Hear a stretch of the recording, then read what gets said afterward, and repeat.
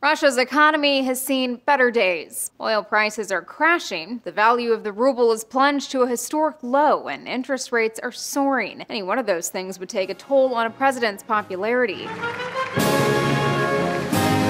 But not Vladimir Putin, who just walked away with his 15th straight Man of the Year title. To be fair, it was a Kremlin-funded public opinion poll, but independent surveys will give you much of the same. Approval ratings in Russia well over 80%. Bottom line is, Russians are more supportive of Putin now than they were a year ago, despite a deepening economic crisis at home. This shouldn't come as a surprise, given the year that Putin's had on the international stage. Russian nationalism soared when Putin invaded Crimea and backed the pro-Russian insurgents in eastern Ukraine. The same happened during conflicts in Chechnya and Georgia. During his State of the Union address earlier this month, Putin remained defiant, blaming his country's economic woes on the West and comparing sanctions to Hitler's invasion of the Soviet Union. What he didn't mention is that his annexation of Crimea is what prompted Western sanctions in the first place, or that it's Russian consumers who have been hit hardest by his ban on some foreign imports. As long as he keeps reminding everyday Russians of previous eras of hardship, he won't have to confess his own sins. As Max Fisher at Vox explains, Putin is trying to persuade Russians that the worse things get, the more they should support him and his government. So far, it seems to be working. An independent poll released last month found half of Russian households saw practically no problems in the economy. 31% said the problems weren't too serious. On Tuesday, Russia raised its interest rate to the highest it's been since 1998,